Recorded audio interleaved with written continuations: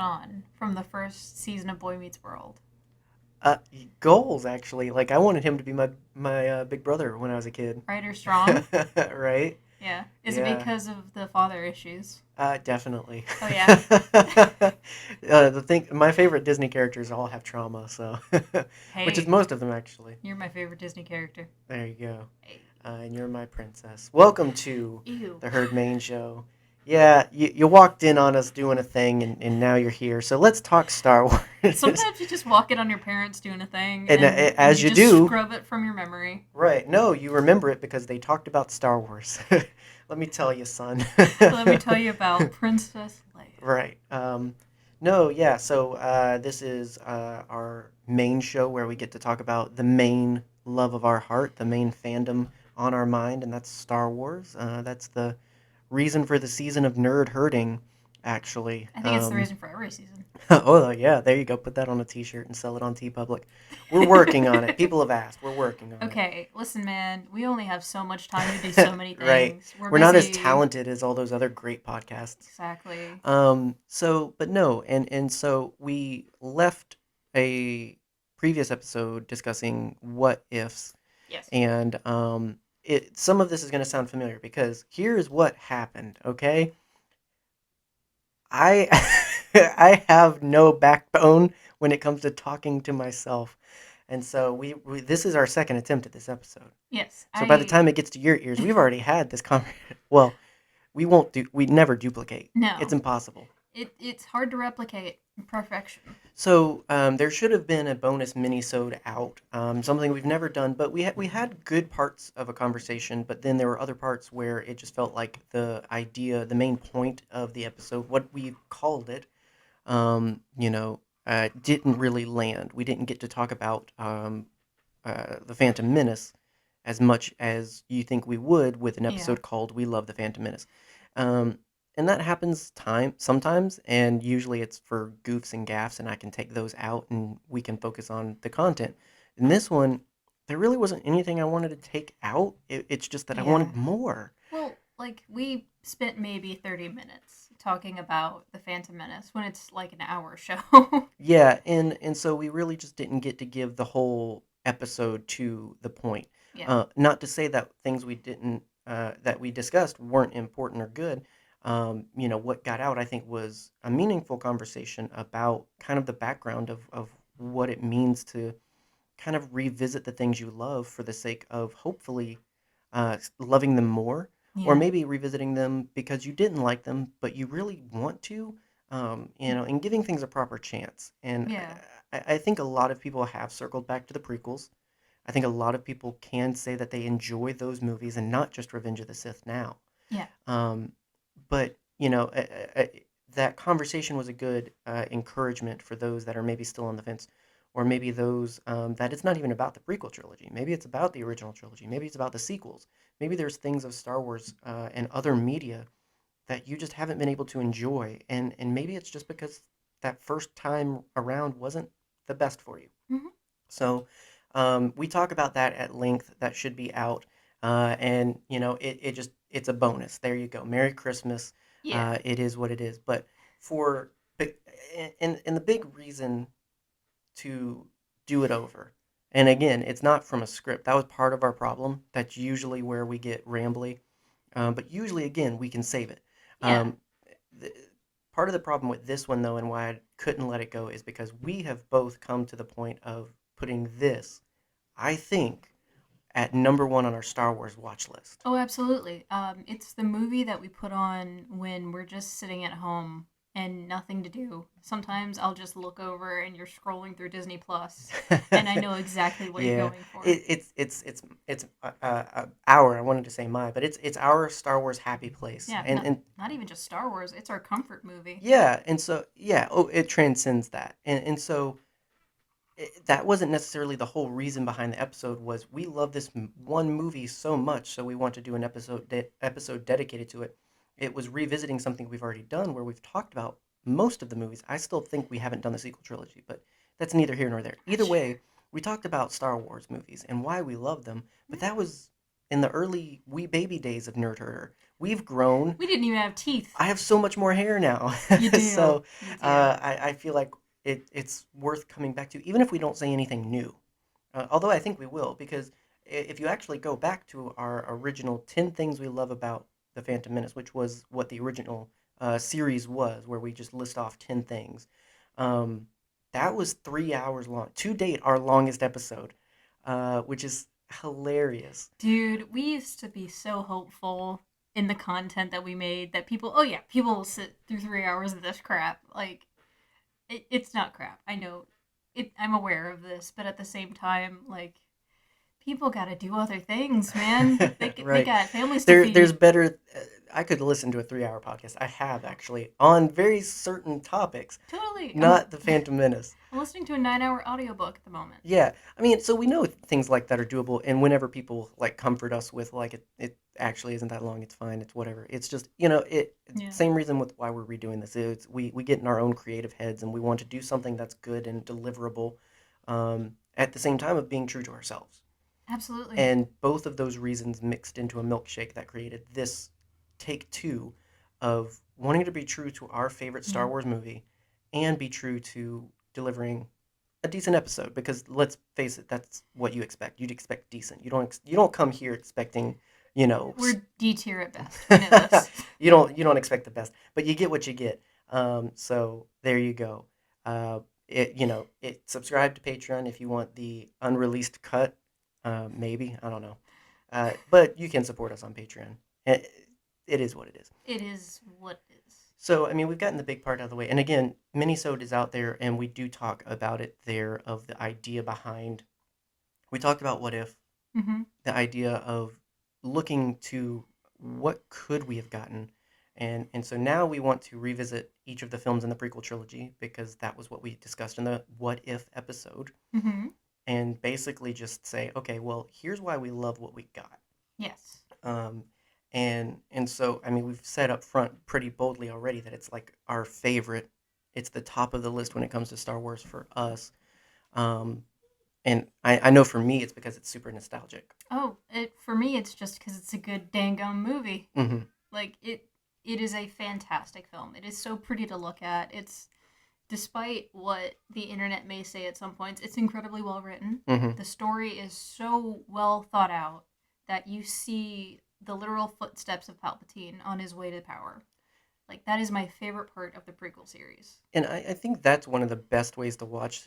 I don't think it's the only or the way, but I think that's a really great way to watch this movie. Is Mm-hmm. if it is troubling for you, if it is just like, oh my gosh, this is just thick with politics. I mean, my goodness, those badonkadonk jeans are full of politics.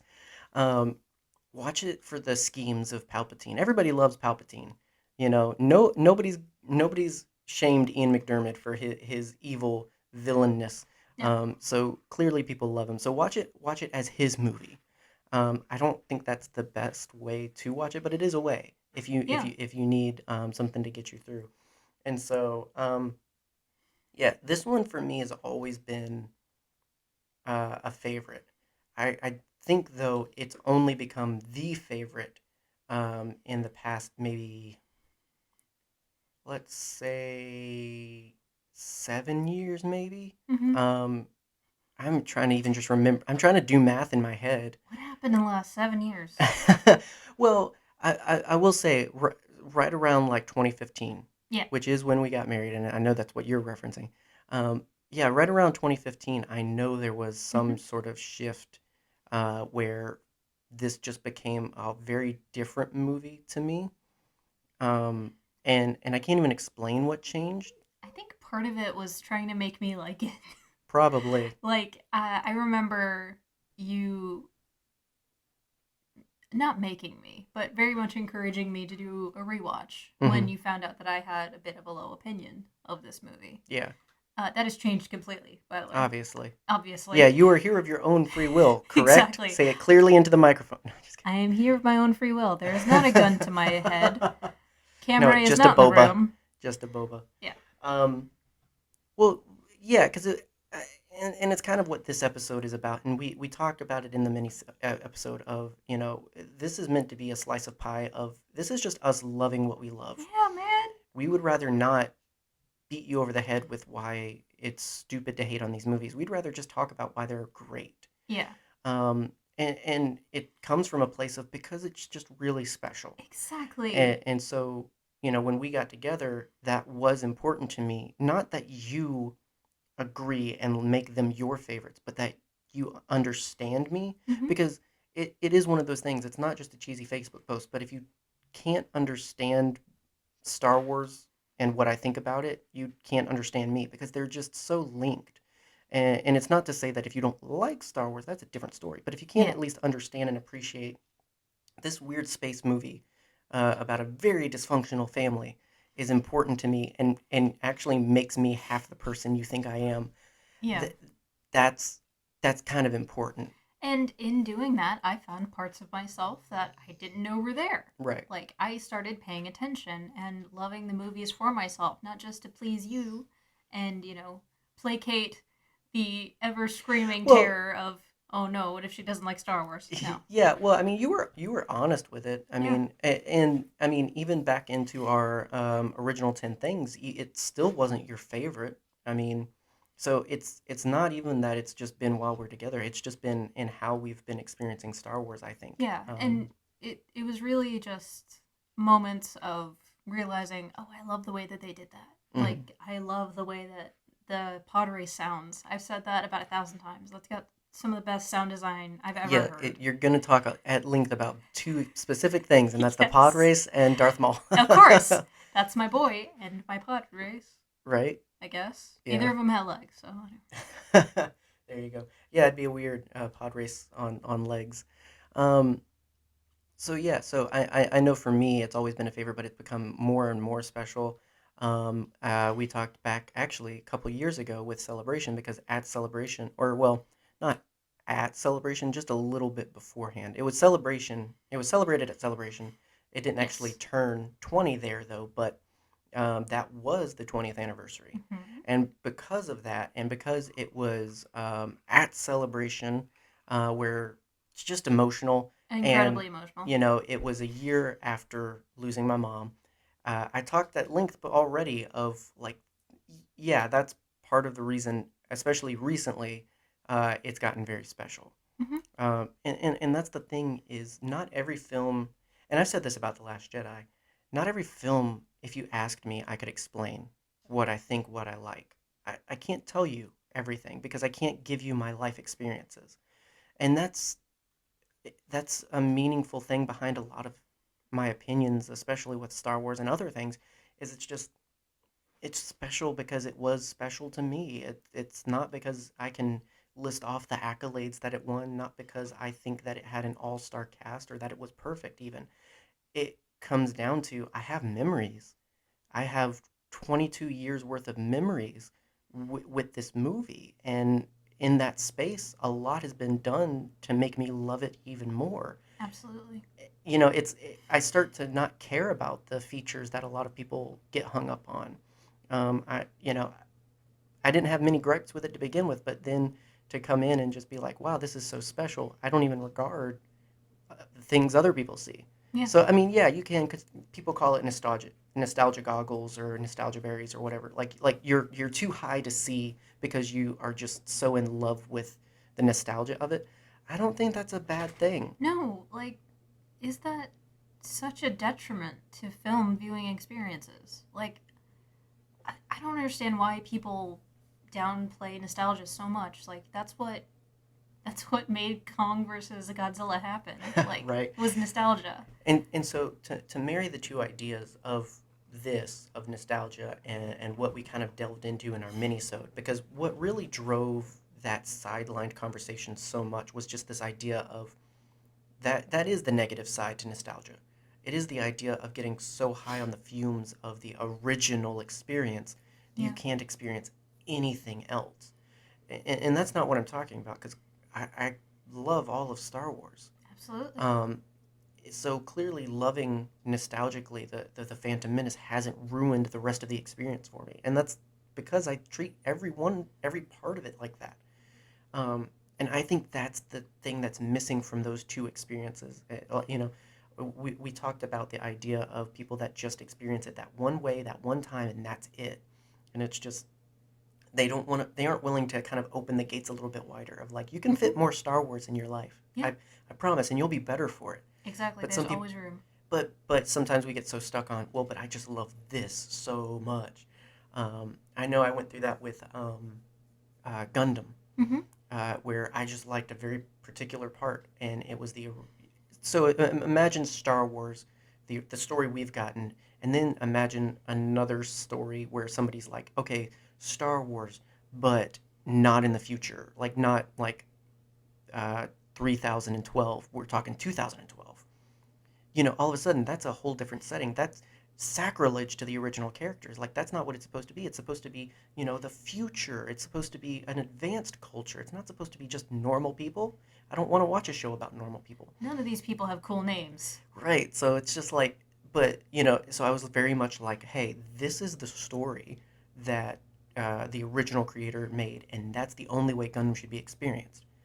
And I cut myself off from a lot of unique stories because there was other people that were like, I love the commentary of giant robot fighting being about politics, but I want to take it to more real politics. We're talking about people migrating to space. Hmm. That's a little unrelatable. Let's talk about war in the Middle East. Let's talk about genetics and race. Hmm. Let's talk about things that are more relatable and real. And all of a sudden, some of those series have actually become my favorite Gundams. Yeah. And so it's the same thing of just like for so long I was typecast. I was like, this is the Gundam experience, and I was actually missing out on things because of that. Hmm. Now, I could have watched the new things and been completely like, it is actually garbage. I was right all along, but at least I tried. You know what? You talking about that reminded me something I forgot mentioning in the mini-sode was like I had the same exact experience with Bumblebee. Oh, Like with Transformers, yes, because I have not that's a been really good modern. Well, it's like modern. 2 years old now. Yeah, Oh about there, gosh, yeah. 2 years old. Anyway, I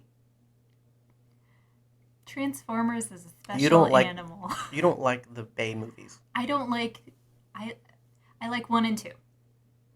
You don't That have to say that's it. that. I You don't. know. Okay. I can watch 1 and 2. Okay, there Like that's what I was looking for because I that's know it. I knew you weren't being completely honest there. I can watch 1 and 2. We're talking The about it on the rest Star Wars podcast, so are anything we say yeah, it doesn't that's matter. fine. The rest are garbage in my eyes, but watchable garbage. Don't worry. You hear it here. We're gonna have a series on it, and I'm gonna change your mind about some of them, and then Sure. I'm gonna solidify your opinions about other ones. Exactly.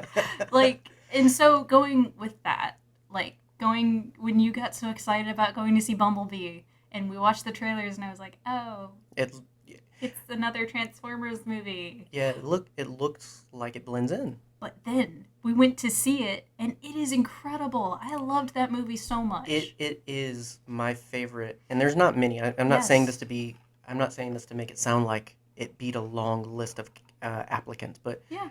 next to the original 1984 Transformers movie, this is the best Transformers movie. Dare to be stupid? Yeah, that one. Okay. So there's it's like Power Rangers where there's the movie and then there's movies.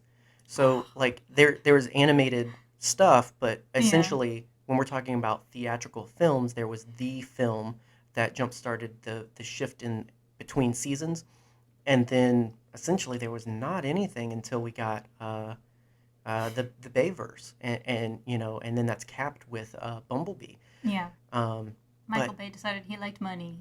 yeah, and genuinely, I do enjoy a good bit of those films, and that's why I wanted to. So similar sentiment behind this episode to what I want to do eventually with Transformers is the idea of I want to talk about what I love, Yeah. because I feel like that's not talked about with Bay movies. You either hear people just outright just say they're great masterpieces, they're the way Transformers was meant to be experienced, and then you have people that are like it's utter garbage and Michael Bay should be in jail. Shia LaBeouf is a great actor. He is. I want to be that middle where I'm just like, hey, I see there's problems with it, but here's what I like and why it's special. Yeah. I Um, mean, and that's a great attitude to have about a lot of things. well, if I can come to that with Michael Bay movies, you can come to that with the Phantom Menace and the prequel trilogy. Absolutely. Not you specifically. Yeah. You've seen Jesus, but everyone else. I've seen Qui-Gon Jesus, yes. I feel like with these episodes, the prequels aren't, like I said, I feel like more people have come around. Yeah. We've seen it with, the resurgence of fans for Ahmed Best and the support for him. We've seen it. I mean, obviously, Kenobi's coming actually, they're filming this month, I think. So Ewan McGregor is still just as loved and swooned over as he was back then. Hayden Christensen. Hayden Christensen is back. We're clearly making a lot of progress, and a lot of people have come back around, and that's essentially what has to happen. And that was our idea behind the mini-sode was it takes time. Yeah. It takes going back to it. But the thing is, so many people take so long to go back to it. I mean, when Ahmed Best, maybe like a year and a half ago, was just coming out and being honest with his experiences with the Phantom Menace and everything, that's so, like, I mean, 20-ish years later, seriously, people are just now waking up. It's one of those things, you want to be glad they woke up at all, but it's just like, if we push ourselves to stretch our understanding and to stretch our I'm trying to think of a word. I'm not trying to make it these are stupid space movies. Like, Yeah. at the end of the day, I'm not trying to make it sound more intense than it is, but I just think that there's meaning here. Absolutely. And I think that because there is to me. And I want people to understand that. And I want people that either get it to say yes, and understand it too, or I want people that don't get it to maybe think about it at least. To give it a thought. And that's where empathy starts, is where you start to see others in your experiences. You start to think of, well, I don't like this, but I know someone that does. Maybe I'll try it. Yeah. Or, I don't like this. I've tried it plenty, but I know someone that does, so I'm not going to say that, or I'm not going to tweet that, or I'm not going to make that joke. Big time. And you know what? Sometimes that comes with the understanding that you may not get another shot. Right. Like, we hear from Ahmed Best a lot. Like, he is in the community now. Jake Lloyd isn't. We may never hear from Jake Lloyd again. Mm-hmm. And that is the fault of fans. Yeah. Air quotes. It's really horrible. Yeah. And that's one of the things, too, that I've had in recent years in mind with this is I'm watching that and thinking, man, I wish people loved it the way I did. Exactly. I even wish these people knew how much I loved it. I relish moments to be able to tell people what they mean to me, because I don't get to do it often, and usually I want to do it too late. So being able to take moments like that and be like, hey, you did this stupid movie 20 years ago. It's amazing. Thank you so much. That's it. I just want you to know one person cares. Yeah. And it's so easy that get lost in the dollars, that get lost in the the cons and the audiences and everything. And I think being able to personally put that into words is important. Dude, you better believe if I ever get the chance to meet Nicolas Cage, the first thing out of my mouth is going to be, I love Vampire's Kiss so much. You had to bring it up. Of course. That's his favorite movie. It's mine too. Yeah. Like, I love that movie so much. I love that moment where you realized then that it was just that, oh, me too. Like, it's that cheesy, like, rom-com, like, oh, you like Blades of Grass? Me too. Are you saying that Nicolas Cage might be my soulmate? No. I would not wish that upon you. Oh, I'm your wow. soulmate. You are my soulmate. Actually, go with Nicolas Cage. No, I want you. So, as far as more specific things with the film, lots said about the meaning of it and all of that stuff and what's important to us. I've had a long time to enjoy a lot of things, so I'd like to give it more to you. I know you've got specific things you want to talk about, but I just know that there's a lot I could just barf up about why I love this movie. And you will. I'd rather not barf over you. I'd rather let you do it and then me barf on that, and it'd be like a Sunday. We're a Monday, really. We'd call Wednesday. That. There you go. I'd say that's a Wednesday. That's a Wednesday. Because Wednesdays aren't great. Just the middle of the week, 2 bad days in between. What was I gonna say? ADHD. Yeah. It's a heck of a drug. Well, the first thing I want to talk about, because it's one of my favorite things about this movie, is that it is so daggone pretty. It is. This movie is gorgeous. Like, from just the forest that they're running through, on the way to the Gungan City. Gorgeous. Hmm. Just the texture on the battle droids. Gorgeous. The ships. Don't even get me started on the So ships. shiny. So shiny.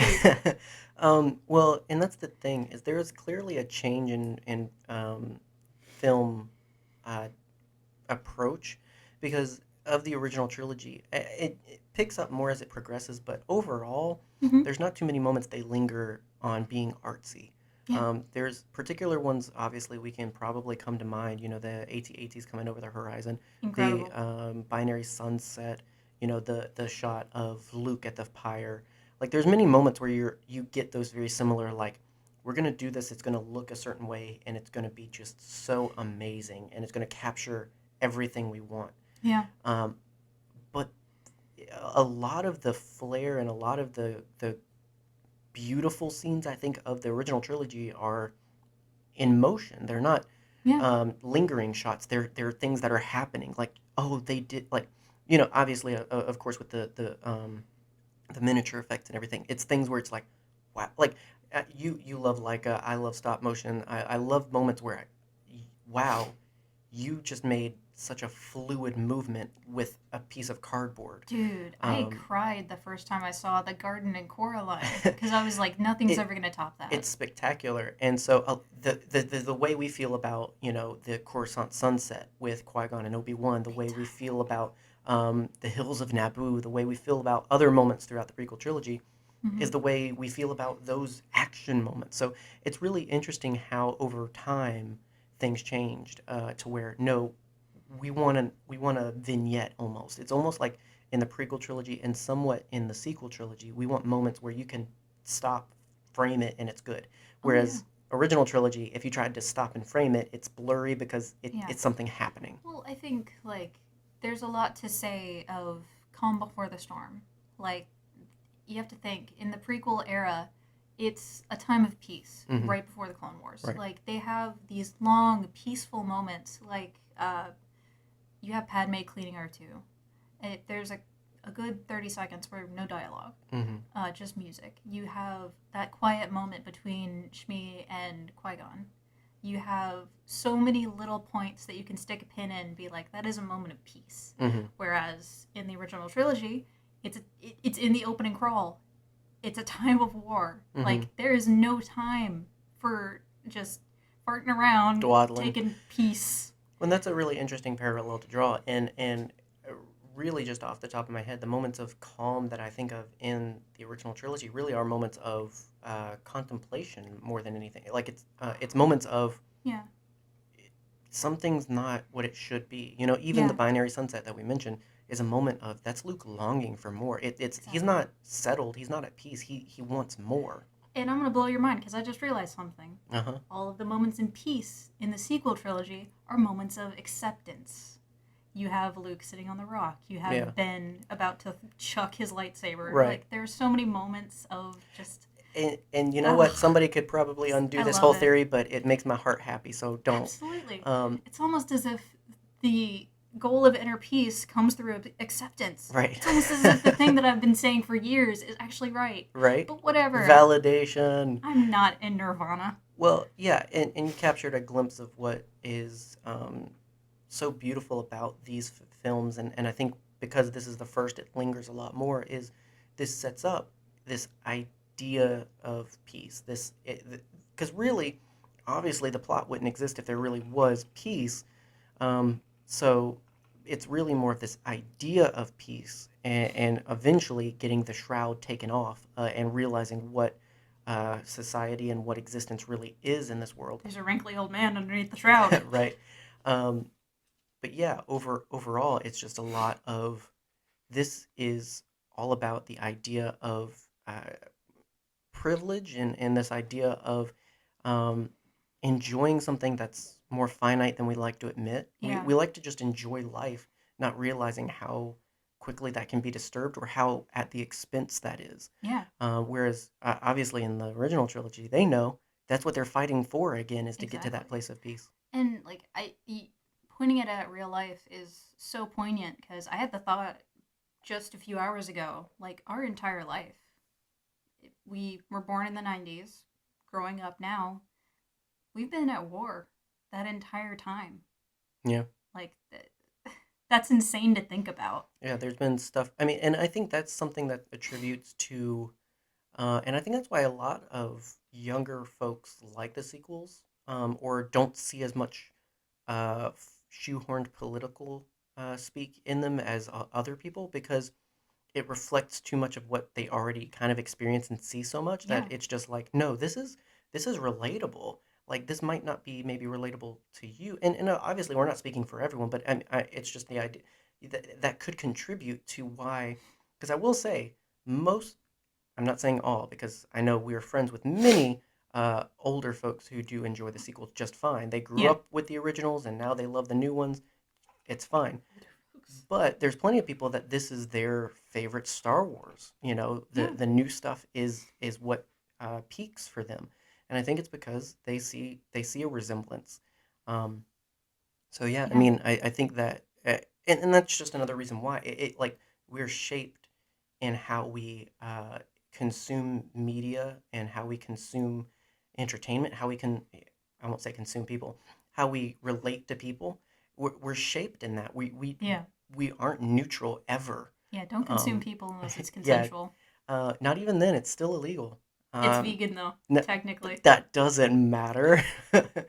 Don't worry, officer. It's gluten free. One of these days, I'm going to give the full theorem of how uh, human meat with consent given is vegan, but I don't think y'all are ready for that. Vegan, but still illegal. Put that on a T-shirt. Sell it on Technically. TeePublic. We're getting there. Um, so, and you talk about it being a beautiful film. This is one of those movies. Even if I'm not completely paying attention to it, just by hearing it, I see it. Oh, yeah. I think I've watched it so many times. It is in here. Like I've literally had the thought of like, well, if I was ever thrown in prison for the rest of my life, I'd be okay because I got all of Star Wars right here, baby. Um, but no film more than this one when it comes to just viscerally experiencing it without even seeing it. Hmm. Just having the sounds, and also it's just how much more memorable the sounds are. This film in particular, there's so many things where it's just like, it's there's no good reason why I remember, you know, Hmm. J327 Nubian. Like why do I Nubian. remember, yeah, like why do I remember but it's stuff like that, like Watto's accent. It's the way Qui-Gon says things. It's the Hmm. the sound, like the ping of the bolts off of the shields at the battle on Hmm. Naboo. Like such specific sounds, like Ben Burtt at his peak, I think, Absolutely. of sound engineering. So it's like in every way it's beautiful. The way it looks, the way it sounds. Um, and I mean, you can't talk about that without talking about John Williams. It's got Of the best course. score. Incredibly so. It's fantastic. Duel of Fates has not been topped, and I am still bitter it was not in Rise of Skywalker, like that Okay. trailer promised me. Right? That was the most hype That was the moment betrayal. because it really was the duel of fates yet again, and I could go on for hours about that, but we're not talking about Tross yet. Not yet. We'll get there. We'll get there. But yeah, like this movie has incredible sound design. Like you said, even just from the ambient noises while they're walking through Naboo forest, like listening to the sounds of the bongo in when they're going through the water. That's so Hmm. soothing. Personally, Well, I think it's nice. yeah, this whole film is the meme of like you can't hear pictures. Like, yeah, I mean, even if you took every frame of this and stilled it, I'd Hmm. still hear it every moment, and I'd hear the next moment and the next moment and everything. Um, and again, I can't put it into quantifiable terms. I can't make it what like why this is so special, because it's just the way I've lived my life with this movie, and Hmm. that does make it sound way more important than it probably should be. But it's just one of those things where it's just like this is special for my own reasons, and I think that's the ultimate goal of enjoying something, is to love it for your own reasons, Absolutely. not necessarily something you can host a panel on at Celebration. Like enjoy it for reasons you can't explain. Like Exactly. that's joy to me. Is it's I can't I can't give you my joy. I can only help you experience your own. Exactly. And that's what this movie is like. Is enjoying it so much that I want to. share it, and I want people to see it the way I do, but their way. Yeah. Like, even when I wasn't a fan of The Phantom Menace, Hmm. if I can gush about my boy a little bit, Yeah, please do. um, That's where you were supposed to go, and then we got to talking about how it beautiful this movie is is. gorgeous. It's mostly beautiful because Liam Neeson. Let's be honest. Absolutely. He is a gorgeous man. Space Daddy. I don't mean it like that. I mean I have childhood trauma from not having a father, and I just want Liam Neeson to call me boy. Okay. I love you, Space Daddy. Teach me how to pull my hair back. Right. Yeah, exactly. I want to have my hair just like that one day. Yeah, Anyway, someday. Darth Maul, no hair, no legs, No, oh, all the why, personality. why you gotta remind me? So yeah, even when I was not a fan of the Phantom Menace, there was something about that duel that Just the fact that it mystified. was amazing. It was incredible. I say mystifying. Like, it stops me in my tracks, even though I've seen it 1,000 times. Bro, I almost tweeted um, when I put a picture up of our Black Series Jar Jar. I mean, obviously that broadcast yet again. Yes, I'm watching the Phantom Menace. Um, the same day, I literally told myself, I'm like, I can't post about Phantom Menace twice. I can't gush And that you much. can. So I didn't post it, but I literally almost posted. Like, I I was having that in the background. The thing that stopped me was I heard Jar Jar in his first scene, and I was just like, oh my gosh, I've got a Jar Jar figure now. I'm so happy Yeah. about that. Um, Same thing. Film progresses, gets to that climactic duel. The doors open. We get Yes. that awesome. We'll handle this, and like, yeah. So in that moment, everything stopped. I'm No, I'm I'm in front of the screen like a foot away, probably bad for my eyes, and I'm there. dude, I want to see this movie in theaters, or I Oh want my to gosh. do the orchestra It experience. was and that's the thing is and it shouldn't have been the most important thing when I was a kid. I do regret not appreciating it for what it was. I got to see it for my birthday. I got whacked with the lightsaber a lot. But I'm glad I didn't enjoy I'm glad I wasn't like all in my feelings about I'm seeing this in the theaters. It's special because it's in the theater. Bump that noise. I was experiencing my Star Wars with my mom for the first time on the biggest screen I'd ever imagined. I just bought a freaking Jabba the Hutt figure that pukes goo. I was so happy The about thing's it. I gross. bought 12 freaking battle droid security bots. Like I was just, because they were red, yes, okay. Of So course. like I was just happy, and it had nothing to do with seeing it in the theater. Now I want to go back and experience it in the theater, Absolutely. but like I guess that to say like I envy that experience, but I'm glad I didn't make that the priority as a kid. Oh, absolutely. You were just a Um, kid watching a I movie. was just having fun, and Yeah. now I want to have fun, and it just like cry in a theater full of Oh, people. you better believe. Oh my gosh, I'm gonna sob. I mean, because yeah, like that was the first Star Wars movie I could like own. Like Hmm. I wasn't watching it recorded on VHS tapes. I wasn't watching the special edition hand-me-downs. I was watching it Yeah. on screen. And yeah, now that's super huge to me, but then it was just because this is Star Wars. This is amazing to me, and here I am.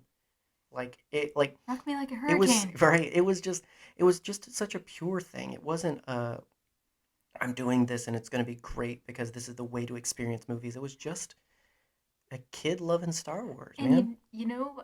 I've told this story on the podcast before, but I think about it all the time, and it's still just a moment of joy in our relationship. When we went to go see The Force Awakens Hmm. in theaters, we went to see it first, just the two of us, then with my family.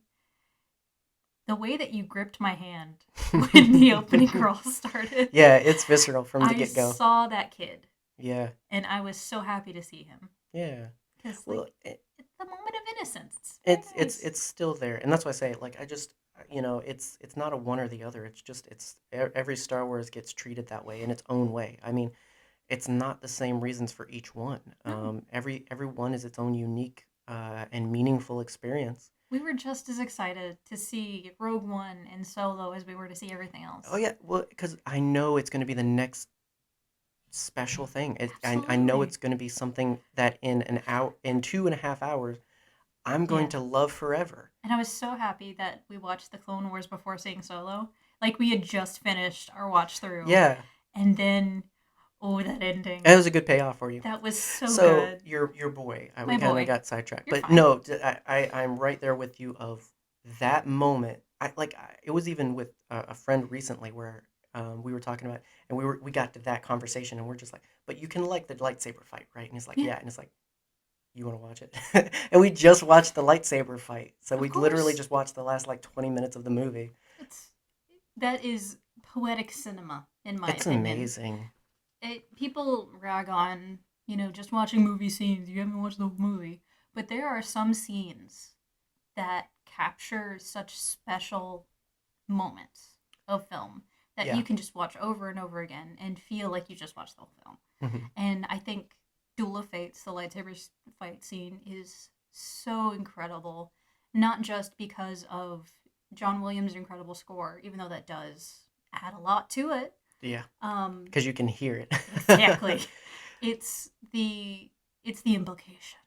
It's Hmm. what's behind why it's called the Duel of Yeah, Fates. it's a Exactly. meaningful battle, and Big those are the time. best Star Wars ones. And one could argue they're all meaningful, but I definitely think that Anakin Fury fighting Dooku on Geonosis was Hmm. maybe not as meaningful as other ones, No. just because it's meaningful in a different way. It's meaningful for the character. It's not meaningful for the fight. Yeah. Um, and so that like, and maybe we'll talk about like lightsaber fights at some point, Maybe. and the meanings and implications of them all and everything. We'll But both cry talking about the Battle of Heroes. right, but the the ones with weight, the ones with power behind them for the rest of the story are the ones that stay. Hmm. And like you said, definitely this one and all that goes on and all that hangs in the balance of what this random battle means. Hmm.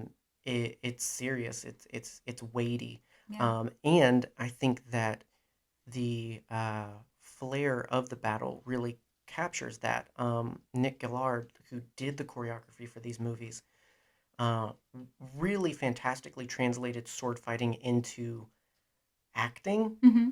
because like it makes you feel uneasy. Even the fight with Obi-Wan and Maul after Qui-Gon's killed, he's got 4 more episodes. Well, really, he's got 6 more episodes. We know he's going to be fine, Yeah. but I am nervous. It's just like so tense, even knowing what's going to happen to this character years after. Yeah. So it's really amazing what they were able to capture Oh, in absolutely. that. I do agree. Battle of Heroes is a little different though, Oh, yeah. um, but we can talk about it when it gets there. We I'm will. not one of those that craps 100%. on it because it's too flashy. I love it. Look, man, there's a reason for the Flash. Yeah. Like, I will preach that to the day I die. No, I agree. And it's just this one's less tense. Yeah. I mean, so whereas the Phantom Menace captures where, oh my gosh, I'm worried about Obi-Wan, but Hmm. isn't he in the next movie? Like episode 3 doesn't make me forget that they're fine after Hmm. this. I mean, arguably Obi-Wan's more fine than Anakin, but they're both fine. They're Yeah, still they both live. alive. Yeah, maybe not emotionally, but that one doesn't suspend me as much, No. which is why I love the flare even more because even though it's not giving me tension, it's at least giving me stakes. It is Yeah. at least still like how are they going to do this? How is he going to win? How is he going to lose? Like I'm more caught in okay, you haven't convinced me I need to be worried about Anakin, but you have convinced me I don't know how this is going to play out. Yeah.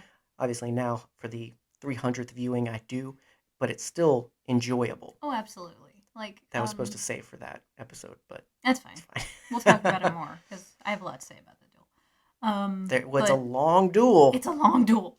Like, and you can see the pre-characterization of Maul in this duel. Like, you get that moment of patience, reluctant patience, right before the door or uh, Energy gates. thank you, the energy gates open. Hmm. Like, you get the pacing of a wild animal in front of those energy gates. Right. You get like the snideness of his character even before Sam Witwer got his hands on him. Hmm. Like, you get so much of that character in that brief time that we get with him. Hmm. And like I think they did a good job of setting him up.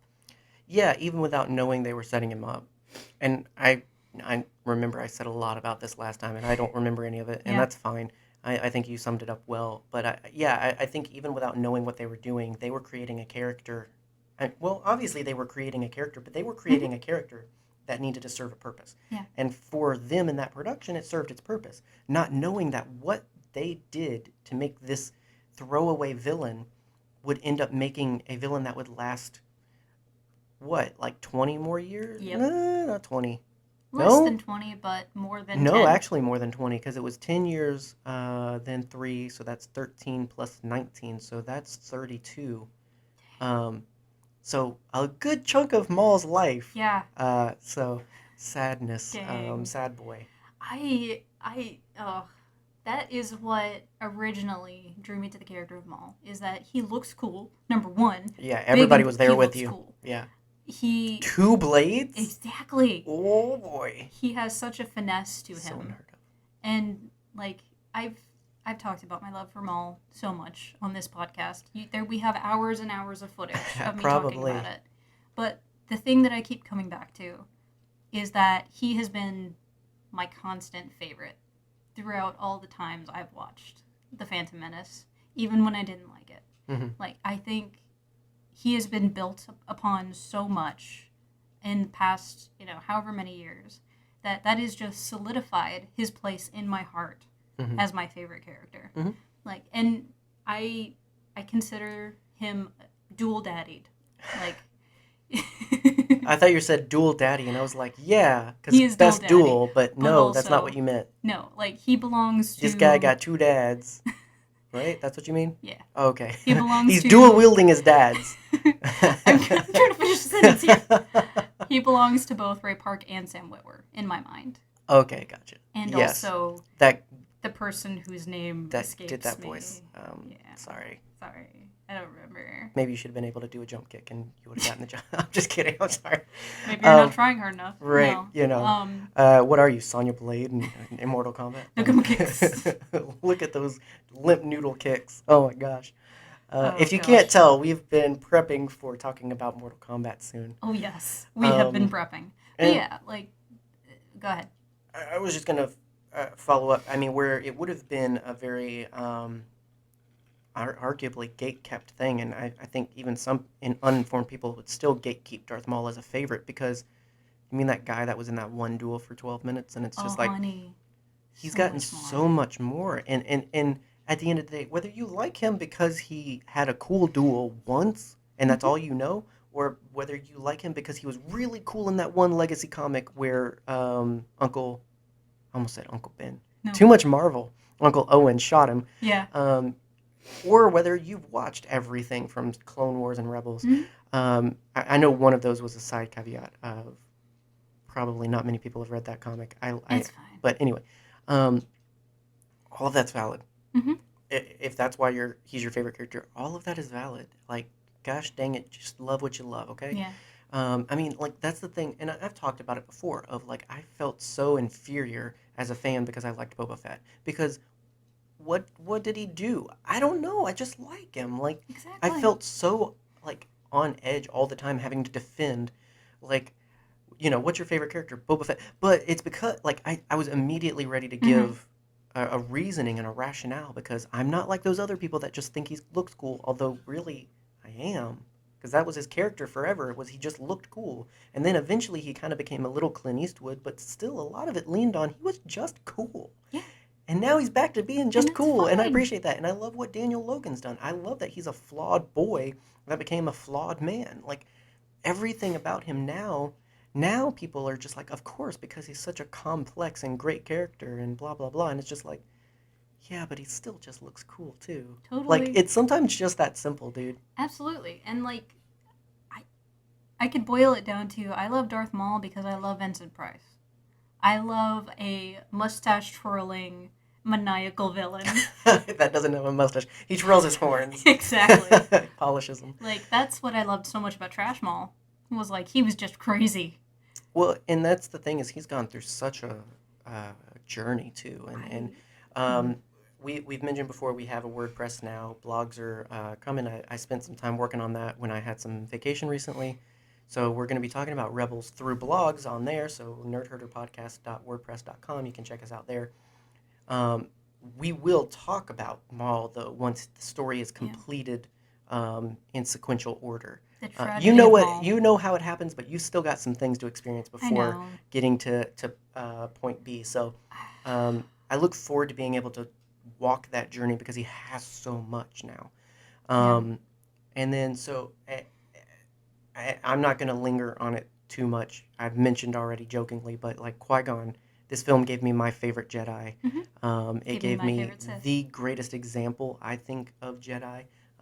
Luke in The Last Jedi definitely gets there too, I think. But whereas Luke is a Jedi uh, at the most opportune and necessary times, and I'm clearly trying to be careful with making sure I don't make it sound like I'm criticizing. Like I'm not saying that as a bad thing. No, you love this I just character. think at key points he is a true Jedi, Mm-hmm. and I think we think of two very instantly being Episode 6 and The Last Jedi, obviously, but we have a lot of his story we still haven't gotten, and I know that there's more moments, but I think Qui-Gon embodies um,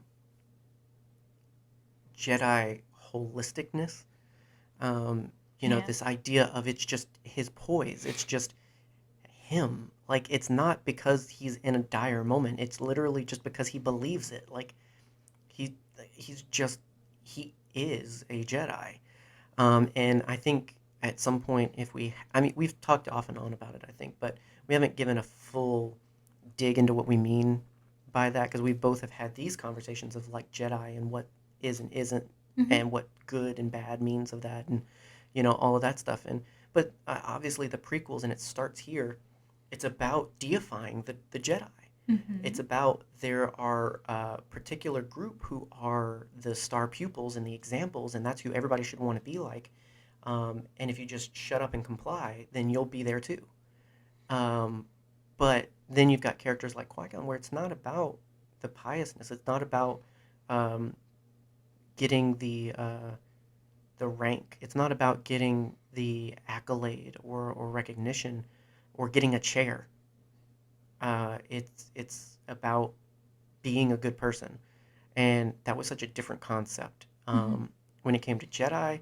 Um, when it comes to even how you approach religion and everything, and I think that's what ultimately that's a commentary on, and that's what I love about it, especially more recently in the past 10 years, where I've gotten much more critical of faith and religion, not to the point of not believing in something, but to the No, point of being more careful about believing in something and not uh, trying to practice something, because I agree. that's two very different things. Like, And that applies to multiple religions, I think. absolutely. If I could take it back to Ahsoka, Yeah. like that's one of the Church reasons hurt. church hurt real bad. And I think that is a prime example of I'm still going to be this thing, just not in your context anymore. Which I have felt that so hard. Yeah, well, and I mean, generationally, I mean, at least the American Christian church is at a critical rate losing people. Yeah. And it's not, it can be looked at as look at all these people not choosing to be Christians. And it's like, no, it's not that. It's that they're choosing to be Christians over there. Yeah. It's that they're choosing to walk away from an institution, not a faith. And Big ultimately, time. Qui Gon doesn't represent an institution. You know, I'm not here as a Jedi Knight to free all slaves and be a hero. I'm just here. I'm just going where the Force leads and all this other stuff. And Mm-hmm. ultimately, what he does isn't, and you could argue the chosen one argument, but I don't think he does that for the sake of, well, the Jedi. Mm-hmm. No, no, he's like, no, I believe this kid is important to everything because I believe the Force is important to everything. I don't believe the Force is just important to the Jedi. So to say that this kid only matters to the Jedi is, well, in the words of Luke, vanity. It's this, yeah, this hubris of this kid has the Force, therefore he's important to me because I'm a Jedi. Mm-hmm. It's well beyond that of just you're bigger than what your life is experiencing right now. Yeah. And so I love Qui-Gon. I could go on and on. I'm excited to get hopefully more and see more and do more with that character and everything. Absolutely. Because he's great and complex. Can't wait to see him. And yeah, we're finding a lot of things we need to take note and be like, we maybe need to talk about this because people are definitely going to misunderstand us. Oh yeah. Um, but yeah, I mean, I think that in all, uh, the Phantom Menace pushed so many boundaries of what Star Wars is, what it means, and what we can see in life through it. And like I said, it's important that people understand what Star Wars means to me to understand me. It's important to understand that I think the bigger things of the Phantom Menace in these movies we love come down to they're they have roots in something real. Mm-hmm. They can be traced back to something that's relatable, and that's why people love it, and that's also maybe why people don't love it is because it's relatable, and I don't like to relate to that. Happens all the time where it's just like this makes me feel, and I don't like it, so it's bad. Mm-hmm. Um, but yeah, I think to ignore the value and importance of the Phantom Menace is missing out on a great piece of Star Wars. Absolutely. So I hope that by us spending some time to talk about it and share why we love it and what we love about it, and in the mini-so talk about why we think it kind of Yeah. why we think prequel trilogy hate exists. Why we are so aggressive with our love. Right. It's because we'd rather just talk about what we love and let that be how we wage war against fandom bullies and all that other stuff, um, rather than just make our channel about you know throwing rocks back and forth because then nobody wins and then nobody has fun either. It's not about the floating rocks. It's not. It's much bigger. Yes. So yeah. So this will be something we do with the remaining two films of the prequel trilogy as well. We'll do Attack of the Clones, and then I think we have a little bit of a break because we have so much other stuff happening. Boy, howdy do we. But then we will be back with Revenge of the Sith, and then maybe after that we will go ahead and follow up with the original trilogy. Again, this is kind of going in tandem with our What If series. So if you haven't listened to our What If about the prequel trilogy, do that. I was half just drugged up because You I think really we did were. that after I got my COVID shot, and boy was I tired. Yeah, you're getting your second one soon. Yep. So boy, am I going to be more tired. Guys, Time to talk about Godzilla. listen. Get the vaccine. Get the vaccine if you please. can. If you are able to, please get the vaccine. Yep. Do it for the greater good. Exactly. And so the needs of the many outweigh the needs of the few, or the one. There you go. Kyle. Long live and prosper. But yeah, you can go back and listen to our What If episode. We kind of only scratched the surface on what could have been different. But overall, we're taking time to see these things we love maybe from a theoretical standpoint if something was slightly different. So that and these we love episodes are kind of twins. They go together. Yes, So they it's should be experienced dyad. together. You should experience all of it together. So that's why you should subscribe wherever you get this Yes. so that you can get everything we do, all of that. Because we also we mentioned Mortal Kombat, Godzilla, we've got Bird and Bucky, we've got a We lot. need to start calling it by its actual name. It's Falcon and It's the Winter Bird and Soldier. Bucky, It's Bird and Bucky, but it's also Falcon and the Winter Soldier. There's a reason his name is top billed. but it's Bird and Bucky. It is. I called it that as a joke once, and now you've latched onto it. It is what it is because that's the show. It's such a good Bird show. and Bucky, and we're gonna talk about it. And then more. So again, just so much goodness that you should be subscribed to get delivered directly to your inbox, ears, eyes, and orifices, and just enjoy it. Just take a big old huff. Lift your foot up to your ear. You will hear this episode. Exactly. It's a little unsettling, but you're into it. And be sure to let us know if you love the Phantom Menace, what you love about it, and why you love it. If you can put it into words, and all of that. And maybe if you don't like it, maybe this week put it on your watch list when you get home and you're tired. Or actually, no, that's a bad time to watch it. No. Caffeinate. Caffeinate. Get you a warm blanket, make a nice grab a cat, thing of popcorn. Just grab a cat. If you don't own a cat, don't worry, just get a cat. One will come to your home. There's plenty. It'll be delivered actually for $5 a month on Patreon. We will deliver you a cat. I have to put in that is not true. I think Doug would take away his Patreon. Anyway, but yeah, give it a chance. Try it, watch it, and see if anything's changed from the last time, and maybe who knows, you might have discovered your new next favorite Star Wars movie. thank you to all of the podcasts of Red5 Network. They're awesome and they do awesome things. And so you should go to red5network.com and check out all of that because it's all there. It's all in one beautiful Yeah. place. Um, Yeah, and just subscribe for a bunch of weirdos. yeah, Just a motley crew of weirdos. yeah, you get what you get with them, but they're great people. And then also, we've mentioned before, lots of gaming stuff is happening. And if you're into gaming, or if you like games and you like people that cosplay those characters and just show off their talent and Yeah. make you feel inferior, you know what? We know a bunch of cosplayers that cosplay their favorite game characters, and you can catch them all over at Game Infinite. You can also catch new and exciting articles. You can catch news and information. All of that good stuff is at GameInfinite.net or Game Infinite on Instagram and Yeah. Twitter. And yeah, support our friends who support us. And Yeah. thank you to the people that pay for this. Sorry, you pay for it, but I'm not sorry. This is quality hopefully we content. delivered. All you people getting this crap for free. I mean, It's goodness gracious. DiGiorno. But Right? yeah, you can join Patreon too if you want. Just a dollar a month. You can't even get good Yeah. coffee for that.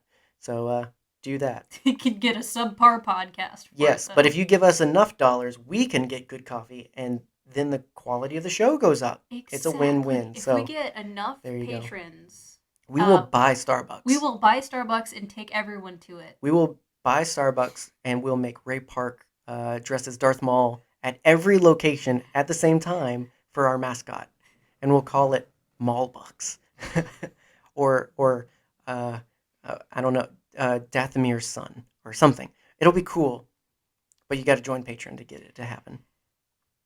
You think we won't deliver, but I'm serious. I am completely serious.